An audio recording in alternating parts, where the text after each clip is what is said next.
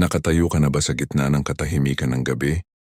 Mabigat ang dibdib, mas malakas ang iyong mga saloobin kaysa sa katahimikan at nadaramang hinihila ng puso mo sa isang direksyon, samantalang ang isang mahina ngunit matatag na tinig sa loob mo ay nagsasabi ng iba. Takot ang nagsasabing tumakbo, pagkasuklamang nagsasabing sumuko, pagnanasa ang bumubulong na kunin ito. Ngunit sa ilalim ng ingay, may musika, isang bagay na mas payapa, isang bagay na hindi sumisigaw kundi naghihintay na mapansin mo. Nakita ko kung paanong ang mga emosyon ay dumarating ng parang bagyo, mabilis at napakalakas at iiwan kang nagkakalat-kalat. Ipinangako nila ang katotohanan, ngunit kadalasan ay pinalalaki lang nila ang mga anino sa loob natin. Musika, nauunawaan ito ng mga Stoiko. Nakita nila na ang tunay na larangan ng digmaan ay hindi kailanman nasa labas. Palagi itong nasa isipan, kung saan ang bawat musika, pag-iisip ay may kapangyarihang magpatatag sa iyo o magpagiba sa iyo. Ang tanong ay, masasanay mo ba ang iyong isipan na manatiling matatag? Kapag ang lahat sa loob mo ay gusto ng sumuko, manatili ka sa akin. Sapagkat musika ang mga susunod ay maaring magbago sa paraan ng pagharap mo sa bagyong iyon. Kabanata 1, ang larangan ng digmaan. Habang tayo'y pumapasok sa unang kabanata, isipin mong nakatayo ka sa gitna ng gabi, umiiyak. Ang mga luha mo ay bumubulong, sumuko ka na. Ang takot mo ay sumisigaw, tumakbo ka. Ngunit sa ilalim ng ingay may isang mas tahimik na tinig na naghihintay. Hindi ito musika nagmamadali. Hindi ito nagpanik. Sinasabi nito, tumayo ka, mag-isip ka, magtiwala ka.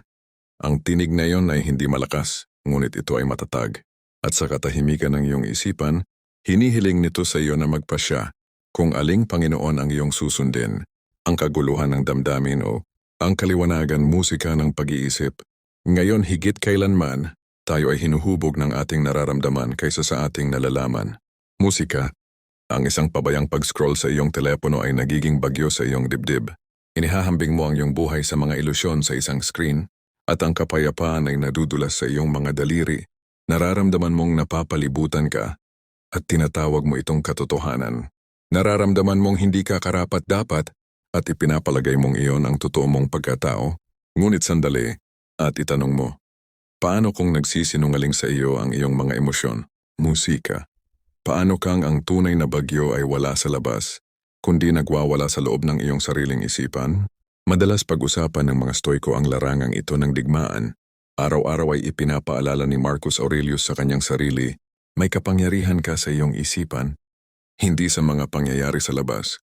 Musika mapagtanto mo, ito at makakamtan mo ang lakas. Alam ng mga sinaunang tao na ang tagumpay ay hindi nagsisimula sa mga hukbo o kayamanan, kundi sa pag-iisip. Ang kasulatan ay sumasalamin sa parehong karunungan. Ingatan mo ang iyong puso ng buong sikap, sapagkat dito nagmumula ang mga bukal ng buhay. Ang buhay musika ay dumadaloy hindi sa direksyon ng damdamin, kundi sa direksyon ng pag-iisip. Party musika. Tumingin ka sa paligid at makikita mo kung gaano kadaling kaligtaan ang katotohanan ito. Gumugugol tayo ng oras sa pag-aayos ng ating mga social feed, pagpapaganda ng ating hitsura, pagsasaayos ng ating mga tahanan. Ngunit ang isipan, hinahayaan natin itong magulo. Musika mahina, nakalantad, at pagkatapos ay nagtataka tayo kung bakit hindi natin matagpuan ang kapayapaan. Bakit tayo nagigipit sa pinakamaliit na kabiguan? Bakit tayo nagwawala, nag-overthink o nagbibigay agad ng labis? Maaari kayang nasanay natin ang ating mga emosyon na sumigaw nang mas malakas kaysa sa ating katwiran? Ang mga damdamin ay hindi kailanman nilayon na maging kompas. Sila ay mga senyales, hindi musika, mga mapa. Tanging ang disiplinadong pag-iisip ang makakagawa nun. Ang katotohanan ay nagiging sandata lamang sa mga kamay ng isipang sanay na gamitin ito. Kung walang pagsasanay, ang kaguluhan ang mamamayani at ang kaaway ng iyong buhay ay hindi na kailangan musika na sirain ka ng diretso. Kailangan lang niyang panatilihing maulap ang iyong mga pag-iisip, musika. Sapagkat kung maagaw niya ang isipan, susunod ang iyong mga emosyon at magkakawatak-watak ang iyong mga pagpili. Gayunpaman, may mabuting balita. Musika maaari mong sanayin ang iyong isipan. Matututuhan mong mag-isip ng may kaliwanagan na magtayo ng disiplinang mas malakas kaysa sa iyong mga pagbabago ng mood. Maaari mong buuin ang uri ng panloob na kalamnan na nagpapanatili ng kapayapaan kahit na ang mundo sa paligid mo ay nagkakawatak-watak. Musika. Ngunit nangangailangan ito ng isang pagpili. Dapat mong itigil ang pag-aalaga Sa iyong mga damdamin na parabang mga hari ang mga ito, dapat mong simulan ang pagtatayo ng iyong mindset na parang isang kawal na nagpapatibay. Sa pintuan ng isang lungsod araw-araw, musika masikap at may determinasyon. Naalala ko ang isang kaibigan na namuhay na parang ang mga emosyon ang namumuno sa bawat sulok ng kanyang buhay. Masaya isang araw, nawawala ng pag-asa sa susunod, inspirasyon sa umaga, bagsak sa gabi.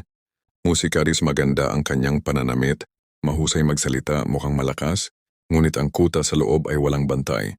Nang dumating ang problema, bumagsak siya, hindi dahil hindi kayang tiisin ang problema, kundi dahil wala siyang naitayong panangga sa loob. Ihambing musika iyon sa isang lalaking kilala ko.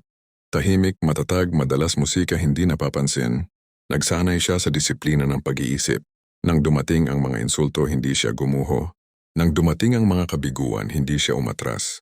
Nagtiis siya at sa kanyang pagtitiis, siya ay naging mas malakas kaysa sa mga tila mas may kakayahan. Ito ang pagpipilian sa harap natin. Mamumuhay ka ba na pinamumunuan ng damdamin o pinamumunuan ng katwiran? Ibibigay mo ba ang manibela ng iyong buhay sa mga emosyong nagbabago sa bawat simoy ng hangin? O pananatilihin mo ba ang kurso gamit ang isipang dinisiplina ng katotohanan